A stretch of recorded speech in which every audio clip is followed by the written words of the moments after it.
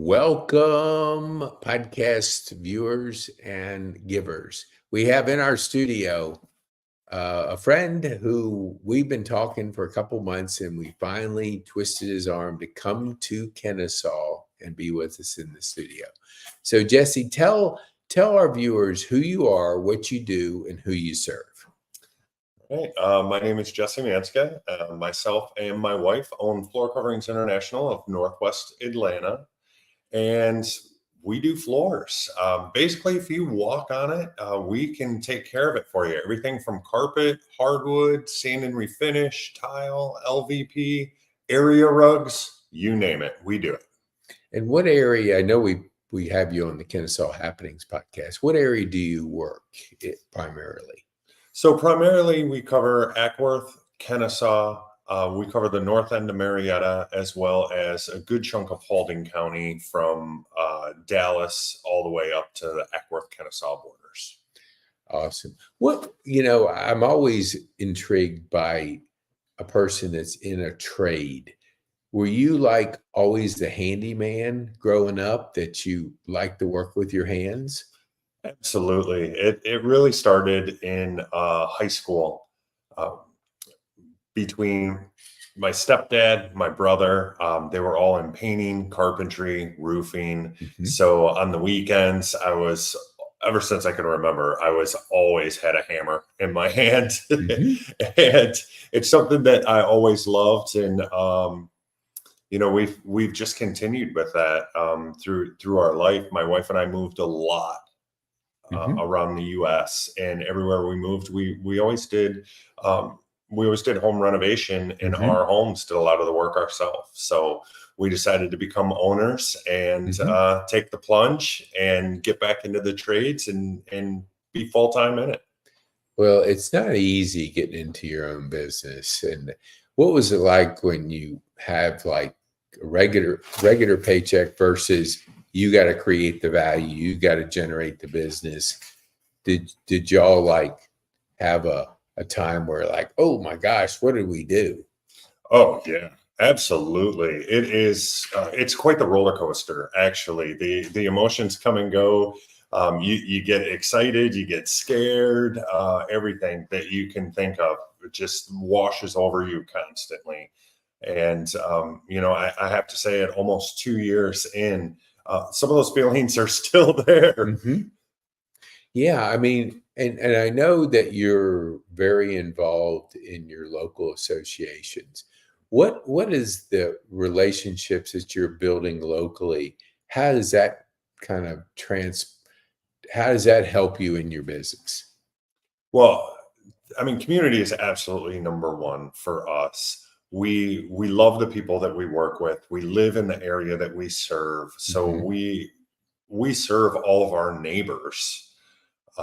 And there's no better honor than that, because you see these people all the time. You go to the store, you see all of your customers, your potential customers or customers that you've dealt with in the past. So I think that those relationships hold a higher value to them, because there are so many companies that are out there that will never see you again. Mm-hmm. So relationships are the most important part of any community-based business. Yeah, I have people that they'll be in a corporate job and then they buy a business or they start a business locally, and that transition, because corporate networking and relation is different than local. What could you say to a person that is diving into a local business that has not been involved in it? What would you tell them as kind of the recommendations of how to get you really involved? What would you tell them to do? I would really start with business associations. We're a part of Ackworth Business Association, Kennesaw Business Association, Marietta, and West Cobb, as well as BNI. We do take all of our relationships very, very seriously.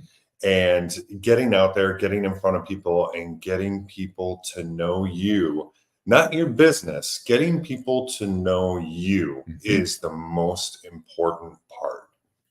How did you like adapt that relationship philosophy? Did you Were you influenced by anybody before you got into your own franchise and local business? How did that come about? Um, I've always been a very social person. I Mhm. love people. I love learning. And I heard a quote somewhere before. I can't remember exactly where it was, but every single person that you meet knows something that you don't know. Hmm. Your job is to find out what that is and learn that from Dang. every person. That I've not heard it that framed that way, but when my partner, I had a digital marketing agency before I had a stroke, and that probably stroke, the digital marketing agency probably gave me the stroke. But anyway, so I shut that down and took two clients, and I just was moving on. But here's what I really kind of understood, that when you start podcasting, you learn. Every day, my belief system changes because I'll have somebody on and they'll bring up something like you said about learning that one thing about somebody. And all of a sudden I go, dang, I never thought about that. So it's almost like an accelerated learning that I get to experience with people that I was the same way. I think we were chatting on the way up. We weren't the honor students of our classes, and I was telling you that I didn't even graduate so on with my class. So I found myself gravitating to the relationship part because academics was not my thing. Were you like in high school, like very social? Were you the kind of person that you just love meeting people and talking to people? Actually, that was my primary focus in high school.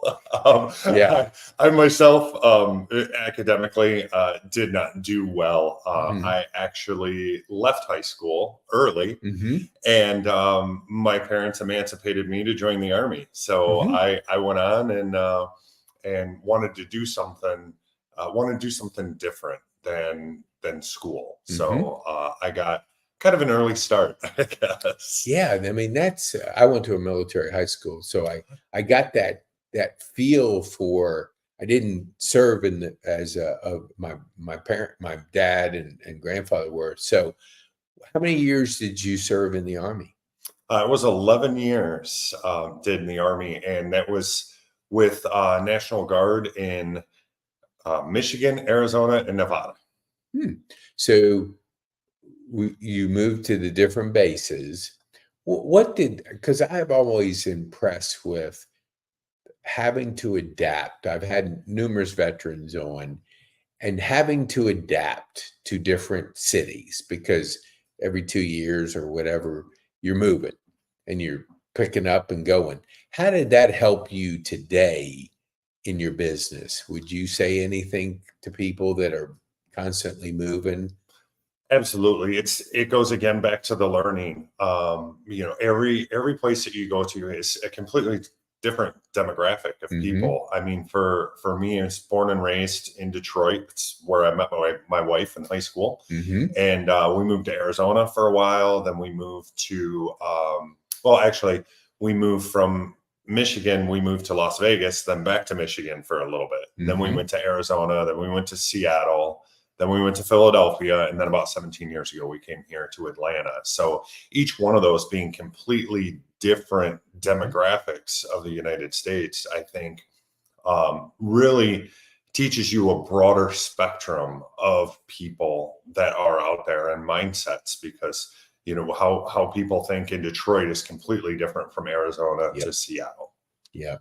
We have a veterans podcast. I'm gonna try and get you back on that because I think moving, leaving, that environment and then getting into the private sector, you learn so many incredible skills and how you transfer those skills into the private sector is very important. It's almost like it's a bridge to get there. When you guys were finally looking at a business, what was that process like? Did you look at different franchises? Were you looking at ideas on what to start? How did that happen? Yeah, so I was also in corporate America for a little over a couple decades, Hmm. and um, when that relationship ended after COVID, as with a lot of Hmm. people, so when that relationship ended, my wife and I sat around and said, you know what, we're I'm absolutely tired of working for a corporation. Hmm. We want a little bit of freedom. We want to do something that we love. We don't just want to have a job.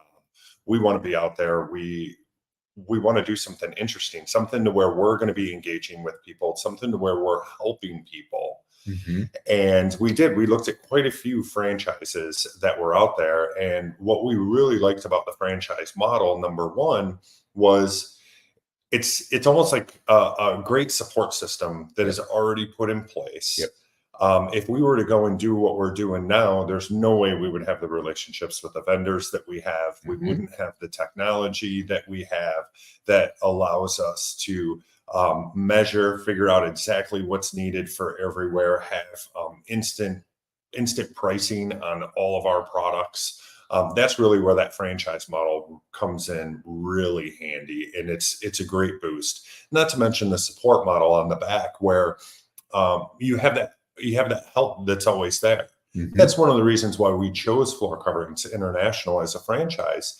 Their international headquarters is right here in Norcross. Oh, really? So that support is right there. And one Hmm. of the things that we saw with Floor Coverings International that we didn't see with a lot of franchises was that local support model. Hmm. It was very, very engaged people that came in, helped you start your business, and they constantly help you. There's coaches all the way through. So if you miss something as a new business owner, someone's going to pick up the phone and say, "Hey, what's going on here? You're missing this. You're a little off track on this piece." So that guidance really helps you to become successful. So did they? I know I totally agree. I am 100% in the franchise model. I had just an example of we have Clean Eats that we've had a number of the franchises on. And then I had an independent that came here at the health fair. And so I just asked him, I said, what's your price point for your meals? And he was almost double of what the franchise was. And I told him, I said, that's not going to fly. I mean, you have to be competitive, and the franchise has the buying power. They have the systems. They have all that support. And so somebody might say, well, I don't want to pay for that. Well, what you're paying for is a system of success.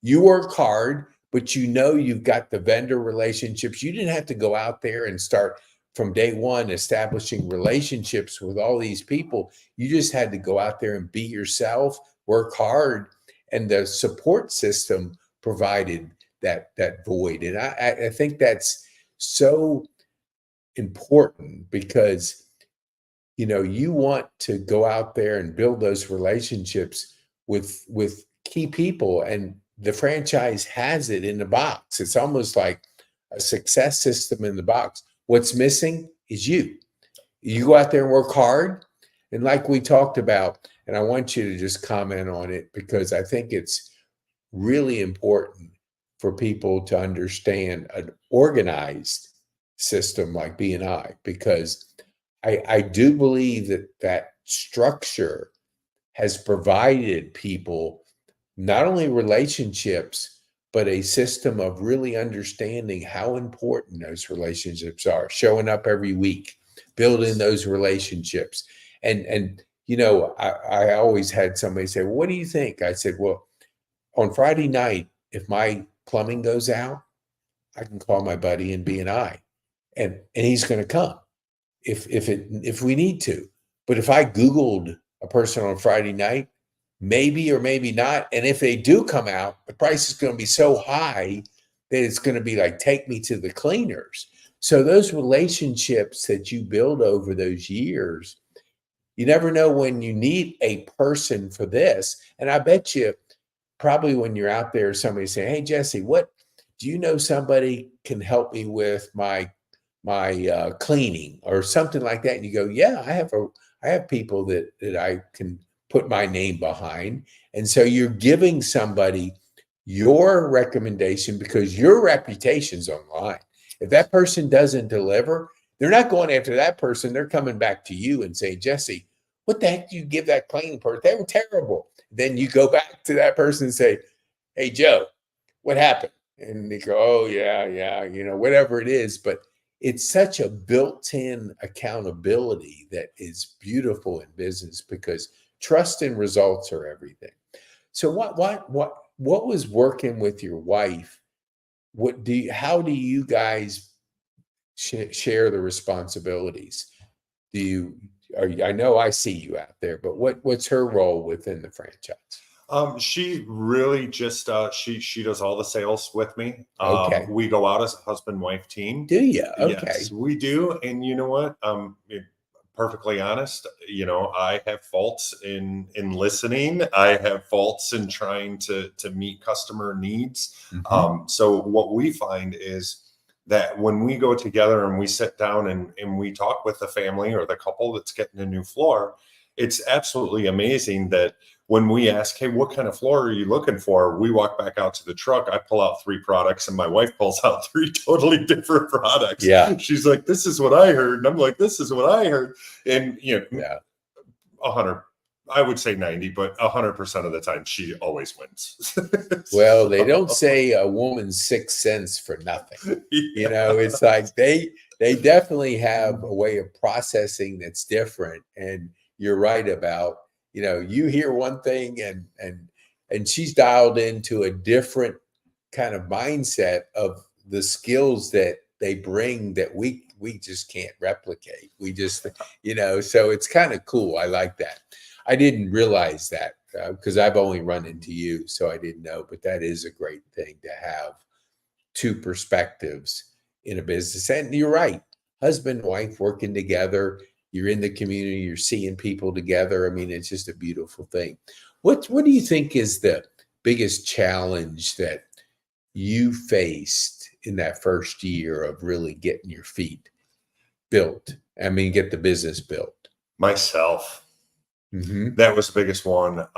Coming out of a corporate job, it was a very, very good corporate job, paid very well. Coming out of that security was tough.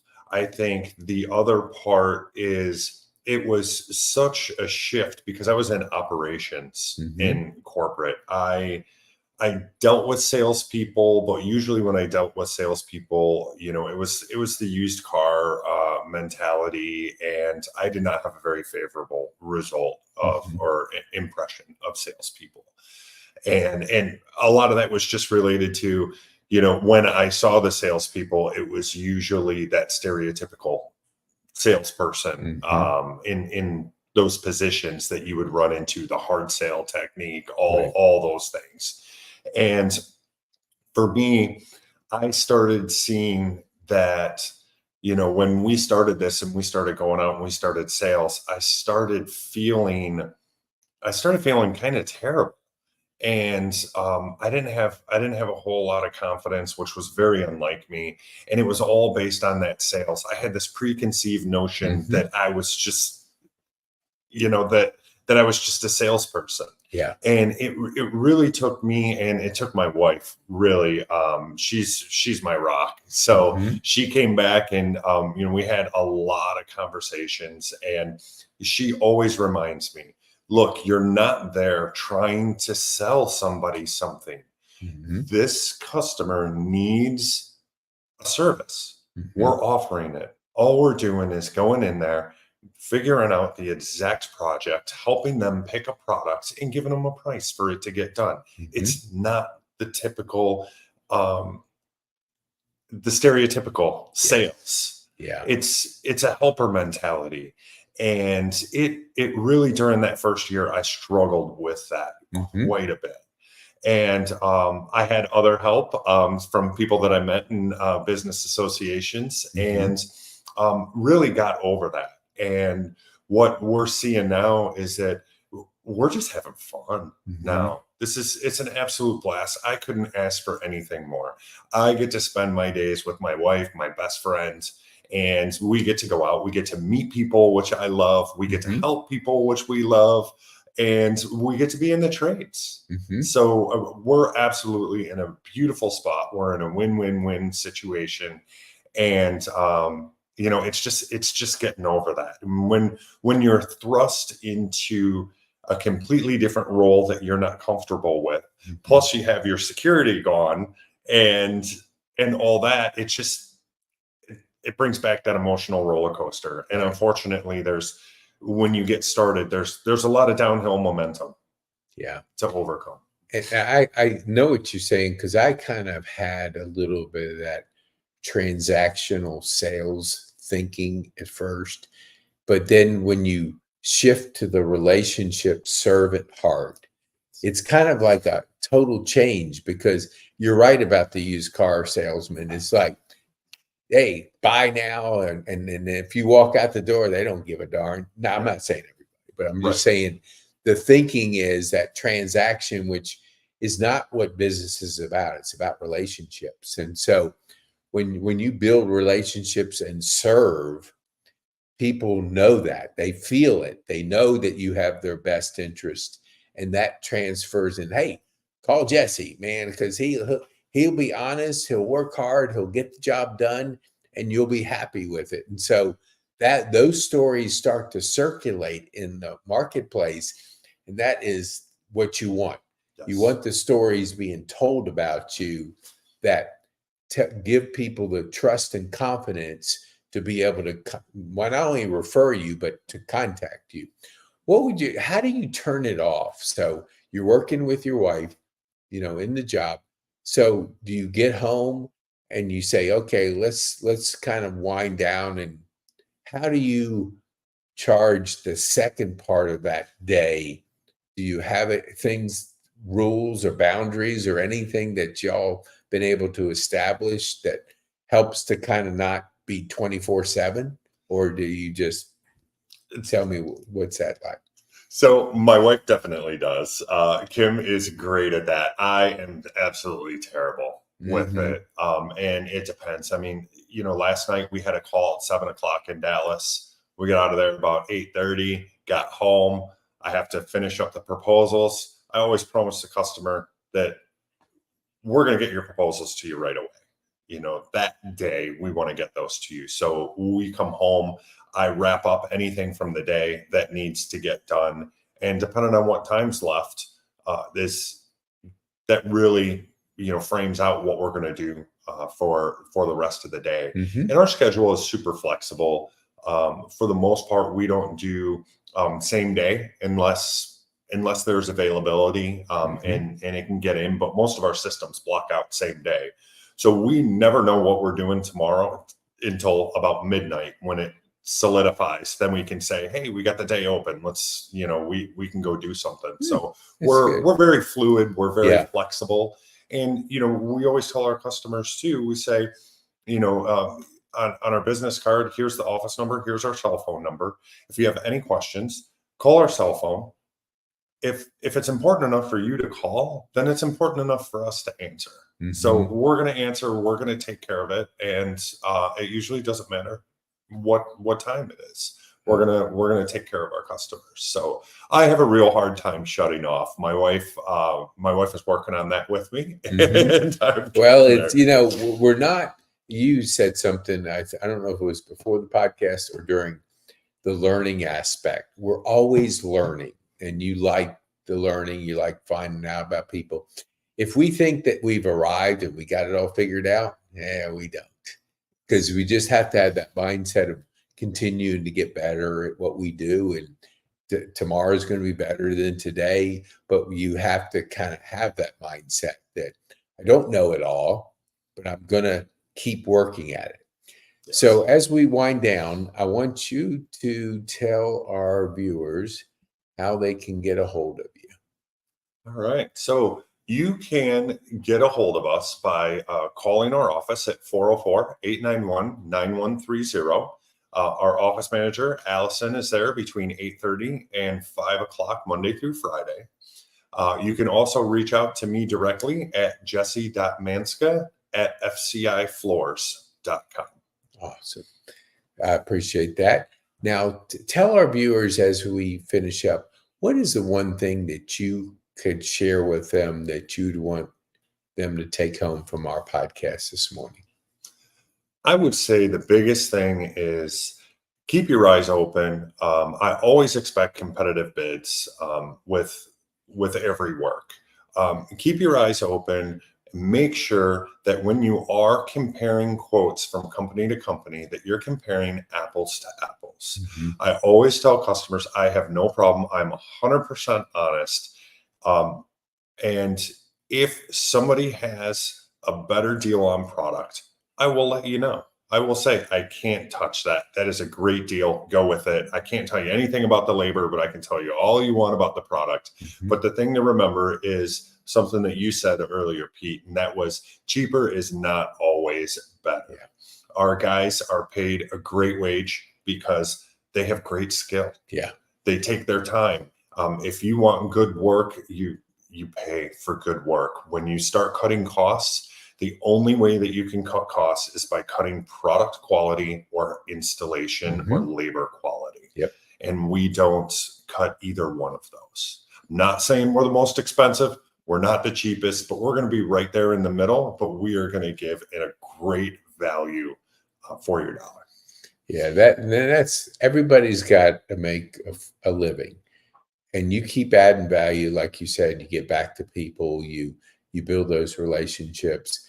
I just want to encourage our viewers that if you're talking with somebody and they're Googling like floor cover and they're trying to find a code that they don't know, caution them.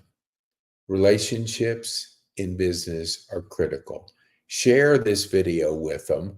Let them know that there's a person that works with his wife that understands relationships, has involved in the local associations, is involved in BNI. All those transfer into quality and good relationships. And you don't want to be caught, because I had a person in one of my classes, she was mad because she had a disagreement with a contractor, $300. And I told her, I said, forget it. Because he said, don't call me anymore. She goes, I can't handle that. I said, $300. I knew she got it off of Google because she didn't know the person. But the fact is, people will spend months trying to get $300. But if you make a better choice at the beginning, find the right vendor, the right person to do the job, you're not going to be caught in the middle of a dispute, because you're live in the community, you work in the community, you're going to be taking care of your business like their family.